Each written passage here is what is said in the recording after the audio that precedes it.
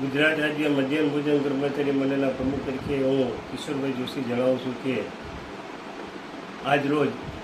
માનનીય મુખ્યમંત્રી શ્રી ભૂપેન્દ્રભાઈ પટેલ તથા શિક્ષણ મંત્રી બંને અને કમિશનર શ્રી મધ્યાહન ભોજનને અમારા મધ્યાહન ભોજનના કર્મચારીઓના પ્રશ્ન બાબતે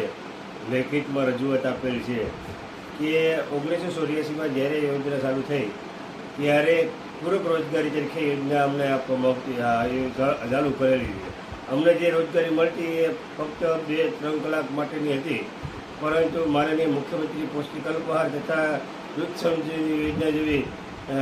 પ્રશંસનીય કામગીરી વધારાની આવતા અમારા કર્મચારી કામનું ભારણ વધી જતા અમારે ના છૂટકે અમારા વેતન વધારવા માટે અમે રજૂઆત કરેલ છે. આ રજૂઆતમાં 6-7 કલાક ઉપર અમારું કામ થાય છે તો લઘુત્તમ વેતન મુજબ અમને પગાર મળવો જોઈએ. તેમજ જે કર્મચારીઓ પોતાના ખીચાના પૈસા ખર્ચ કરીને આ યોજના ચલાવે છે, જેમ કે સસ્તાના દુકાનથી અનાજ લઈ જવું, તેમજ ગેસની બોટલ ભરવા જવાનો, શાકભાજી ખરીદી કરવા જવાનું, દડામણ માટે જવાનું, આવા જે કાંઈ છૂટક મજૂરી તથા વાહન ભાડું જે સંચાલક પોતાના ખર્ચના ભોગવે છે, તેમજ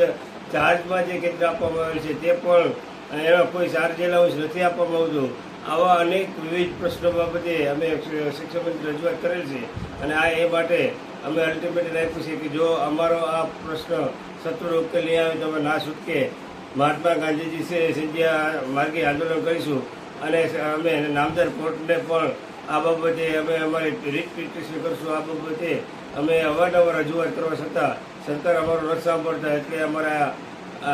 કઠોર નિર્ણય લેવો પડ્યો.